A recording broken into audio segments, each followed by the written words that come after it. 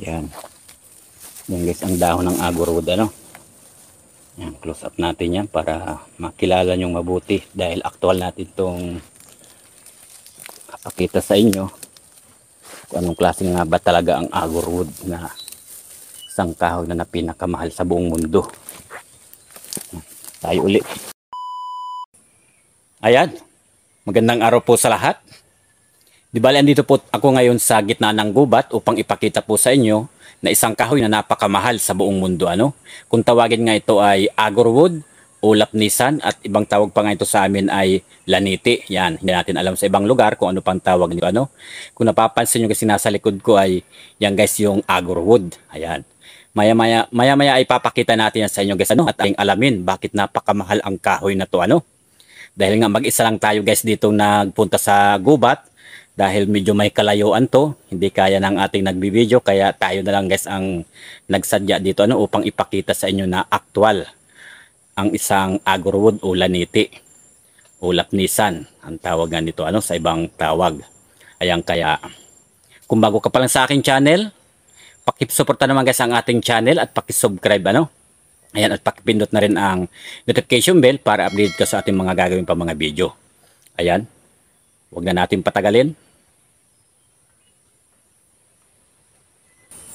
Ayan ano guys, ito nga yung sabi natin kanina, ito ay isang agurwood ano, ito ay medyo malaki na rin siya at mataas na rin siya ano. Ang variety nga nito guys ay pulang agurwood ano guys, dahil dito sa amin mayroong dalawang klaseng variety, isang pula at isang puti. Dahil ang kanyang balat guys ay halos hindi nyo makita yung puti-puti niya sa balat, halos konti lang ano, dahil pula nga itong variety to ano. Ayan. Ito guys ay napakalaki na ano. Bakit nga ba napakamahal ang kahoy na to, na agurwood na to ano? Dahil nga daw guys sa ibang bansa ito ay ginagawa nilang sangkap sa pabango o ginagawa rin nilang insenso o hinahalo sa mga medisina o iba pa man na ginagawa nila dito ano. Dahil ito ay may proseso rin guys ito ano bago natin to maibenta. Dahil ito ay ang 1 kilo daw nito, kapag mayroon tayo nito ay nagkakahalaga ng nasa 260 o higit pa, depende sa variety ng agurwood ano. Talagang napakamahal ano guys at nakakalola ang kanyang presyo. Ayan, kaya kung mayroon kayong ganito sa inyong lupa, ito ay ating alagaan ano, dahil ito ay siyempre pinagbabawal din to ng DNR. Huwag natin to basta puputulin ano. Dapat natin tong alagaan dahil ito ay endangered na sa ating gubat. Itong agurwood na to ano guys, ito ay isang native na agurwood ano, wild na agurwood na tumutubo lang nga sa gubat. Ayan, kaya yung iba nga ito nakakalam ay talagang ninanakaw nila ito. Yung gantong klaseng kahoy, yung nakakaalam nito ano. Kaya ayan, di bali mataas nga to ano guys, yung dahon nito hindi natin masyadong ano maipakita sa inyo. Yan, close up natin ano. Di bali mamaya-maya maghahanap tayo nung mababa para ipakita sa inyo yung dahon nito. Ayan. Ganyan guys, ang kanyang dahon ano medyo maliliit lang na medyo pahaba. Ayan. Pero maya-maya maghahanap tayo yung maliit lang na agurwood para mo actual natin sa inyong maipakita yung kanyang dahon. Ayan. Ayan guys ano, kaya swerte ang mayroong ganito sa kanilang mga lupa ano. Ayan, kaya dapat natin alagaan to dahil ito ay pawala na, dahil ito nga yung iba natin mga kababayan basta lang pinuputol ano. Ayan, di bali maglalakad pa tayo dito sa gubat, maghahanap tayo ng maliit. Ayan, punta tayo doon sa unahan. Ayan ano guys, talagang masukal pa rito. Kailangan nating mag-ingat rin dahil delikado tayo sa ahas. Ayan, dito tayo sa loob ano, sa pinakaloob ng gubat. Pang ipakita sa inyo yung maliit para actual yung makita yung dahon ng agurwood o lapnisan. Kung tawagin ay laniti dito sa amin. Ayan. Tayo. Ayan ano guys, di bali may nakita na tayo. Ayun, lapitan natin. Yan.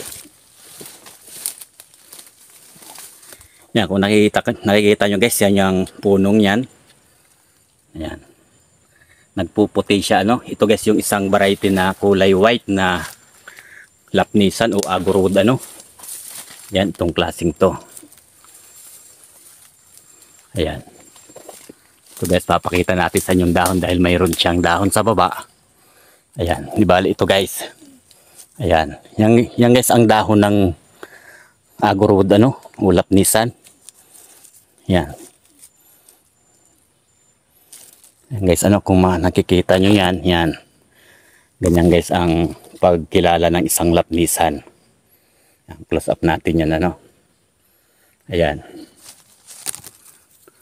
Medyo mataas-taas na rin siya.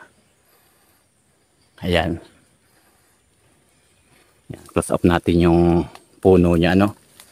Yan, isa guys itong variety na kulay white na lapnisan, ano, o agurwood. Yan, dahil puting-puti ang kanyang puno.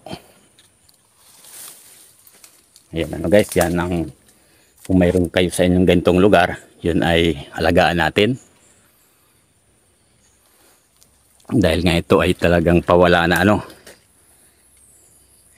Ang kagandahan pa nito guys ay ito ay native na agurwood na tumutubo lang sa gubat. Ayan, kaya isa ito sa pinakamahal na agurwood, ano. Ayan, makikita natin yan doon. Yung mga dahon na yan. Yan guys, ang dahon ng agurwood. Medyo maliliit na pahaba siya. Ayan, dahil kung hindi tayo marunong magkilates nito,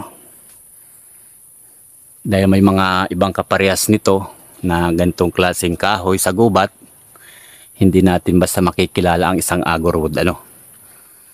Ayan, at yung sa mga talagang mga batikan na alam na ang kahoy na ito ay napakahalaga. Ito ay unang tingin pa lang nila sa dahon o sa puno ay alam na nilang agurwood, ano. Ayan. Di ba, maghahanap pa tayo ng iba. Dahil nandito na rin tayo sa gubat. Ayan. Samantalahin na natin, ano. Ayan. Ayan guys, lalakad para tayo dito para makakita tayo ng maliit na agurwood, ano.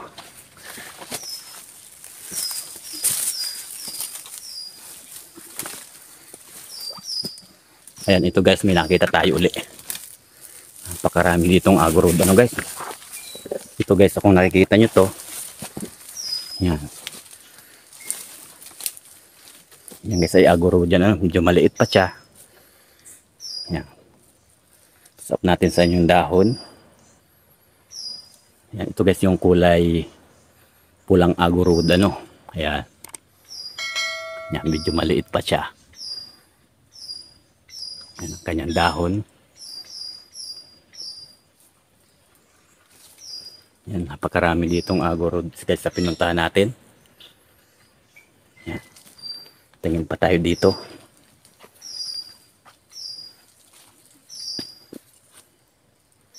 Yan, ito guys, agurwood din to. Medyo maliit. Maliit din siya, oh.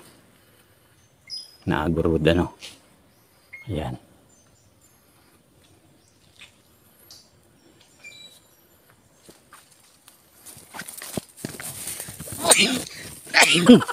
Ayan, baing na tayo. Ayan guys. Ayan, ito guys, agurwood din to, ano. Ito nasa tabi ng malaking kahoy. Ayan.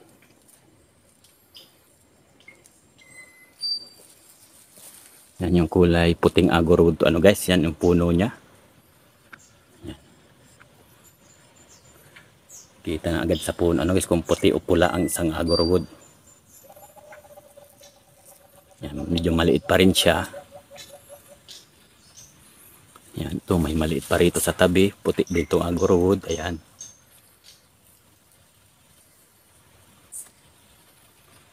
Yan, punta pa tayo dito sa unahan. Kita pa tayo. Napakasukal dito guys sa gubat. Yan. Tayo sa unahan.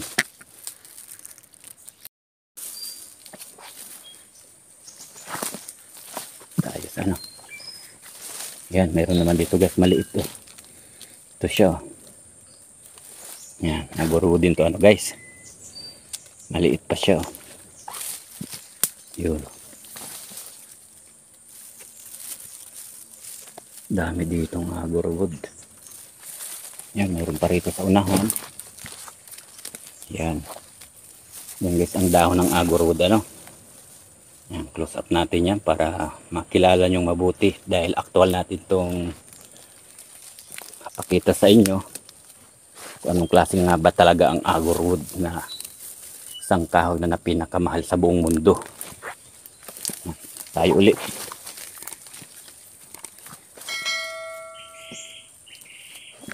Balik tayo dito at wala nang daan. Yan, mayroon pa pala dito. Ito guys. Yan. Aguro din to. Tabi-tabi sila ano. Yan, maliliit pa. Siguro mayroong mas malaki pa yan dito ano sa gitna ng gubat. Dahil mayroon ngang mga maliliit na tumutubo dito ano. Ibig sabihin namumunga siya ang aguro dito ano. Ayan, okay. Punta ulit tayo dito sa unahan. Ayan guys, may nakita tayong isang aguro na malaki ang puno. Ayan, lapitan natin. Ayan, ito guys ano. Ito ay video na putol na to. Pero nagbuhay siya oh. Nagsanga pa siya ano guys, nabuhay pa siya. Pero ito ang kanyang puno. Siguro ito hindi nila alam na agurod to, naputol nila noong araw. Ayan oh, bubulok na nga ang kanyang pinutulan. Yan. At ang dahon nga ito. Yan ano guys. Sa itong pulang agurod. Ayan ano, ayan, kakita tayong malaking agurod pero putol na siya. Hindi yata ito napansin ng tao na pumunta rito na putol. Dahil kung alam tong agurod guys, ito'y baka kinuha na to ano. Ayan oh. Ayan, tumutubo pa sa baba oh, na sanga. Ayan ano guys. Yan ang dahon niya. Sayang to, napakalaki na sana nito kung hindi naputol. Yan na guys, okay. Ayan, hanggang dito lang po ang ating video ano. Sana'y nagustuhan nyo ang ating video. At pakisubscribe, like, share na lang guys. At pakipindot ang ating notification bell. At pakisuporta na rin po ang ating video ano. Ayan, maraming salamat po sa inyong panonood. Bye-bye!